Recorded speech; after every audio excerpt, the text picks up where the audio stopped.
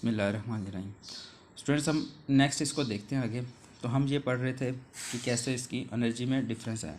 तो अगर हमें किसी भी बीटा डी के प्रोसेस को देखते हैं, उसमें किसी भी बीटा पार्टिकल की एनर्जी को देखा, फर्स्ट कि हमने ये वाली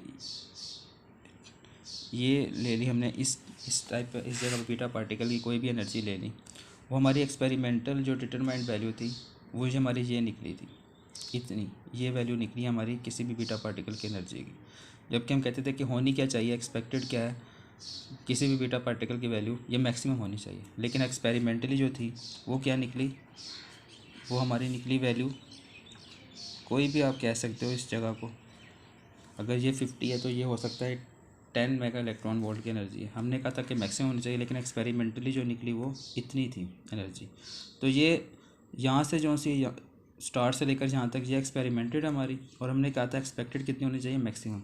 तो ये जो डिफरेंस आ रहा है दोनों का इतना, एक्सपेरिमेंटली और एक्सपेक्टेड का, यही जो सी है वो क्या है, मिसिंग एनर्जी है, मिसिंग काइनेटिक एनर्जी है। तो वो कौन सी एनर्जी, वो कहाँ पे गई वाली एनर्जी? हमने तो कहा था कि मैक्सिमम इसी के पास है, लेकिन जो डिफरेंस आ रहा था जब उन्होंने इसको एक्सपेरिमेंटली डिटरमाइंड किया एनर्जीज़ की वैल्यूज़ को, तो इतना डिफरेंस आ रहा था एक्सपेरिमेंटली और एक्सपेक्टेड। ठीक है, तो ये जो मिसिंग काइनेटिक एनर्जी होती है, यही क्या कर रही थी, वायलेट कर रही थी इस लॉ को। साइंटिस्ट ने कहा कि शायद ये जो सा law of conservation of energy जो है, जो कि हमने पढ़ा हुआ है, प्रूव है कि ये इसको जो सा है बीटा डी के प्रोसेस इसको वायलेट कर रहा है। तो इसी के ज़रिए से उन्होंने एक नया हाइपोथेसिस किया कि शायद कोई ऐसा पार्टिकल है जो कि इस एनर्जी को अपने साथ वो भी हासिल कर रहा है। फिर उस पार्टिकल को बाद में जो नाम दिया गया, ओपन न्यूट्रिनो और एंटी न्यूट्रिनो का नाम दिया गया, जो कि उन्होंने कहा कि यही जो एनर्जी जो सी है वो पार्टिकल हासिल कर रहा है।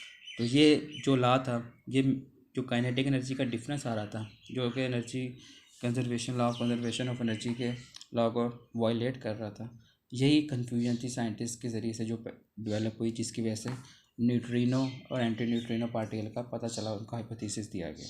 ठीक है, तो इसके साथ एक और लॉ है, law of conservation of linear momentum था, जिसकी वायलेशन उन्हें देखने को मिली। वो क्या लॉ था, वो भी हम देखते हैं। ये फ़र्ज़ किया कि ये हमारा था बोरॉन का पेरेंट न्यूक्लियस। ठीक है, तो जब बीटा डीके हुआ तो होना तो ये चाहिए था कि जो डॉटर न्यूक्लियस बनता है, जिसको हम कह देते हैं कार्बन है, ये कार्बन को मैं इसके ऊपर बना देता हूँ, ये 12 से।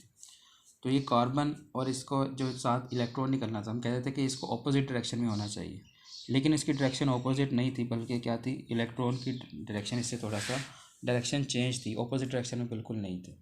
यानी कि हमने कहा था कि अगर मोमेंटम तभी कंजर्व होगा जब दोनों की ऑपोजिट डायरेक्शन हो। कार्बन की भी डॉटर न्यूक्लियस जो नया बना है, और जो हमारा इलेक्ट्रॉन जो एमिट आउट हुआ है इसमें से बीटा डी के प्रोसेस में, लेकिन क्या था कि दोनों की जो डायरेक्शन थी वो ऑपोजिट नहीं थी, बल्कि कुछ इस डायरेक्शन में थी, कुछ एंगल का डिफरेंस था, जिसकी वजह से उन्होंने कहा कि जिसकी वजह से ये था कि ऑपोजिट डायरेक्शन ना होने की वजह से law of conservation of linear momentum भी वो ओबे नहीं हो रहा था, कंजर्व नहीं हो रहा था, वो भी वायलेट हो रहा था।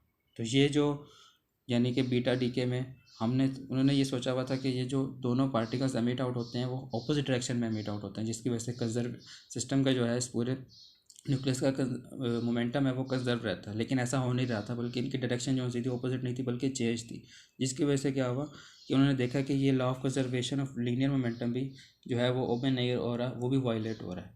तो ये भी एक था, एक उनको इस पर भी कन्फ्यूजन हुई कि ना एनर्जी का लॉ उस पर हो रहा है ओपे, ना ही इस पर बीटा डीके पे, ना ही कंजर्वेशन ऑफ मोमेंटम का लॉ पे ओपे हो रहा है। तो ये उनको एक कन्फ्यूजन की वजह से उन्होंने फिर आगे इसको मज़ीद जब स्टडी किया, फिर तीसरा लॉ था वो न्यूक्लियर स्पिन का, जब उन्होंने देखा तो वो भी इसमें वायलेट हो रहा था।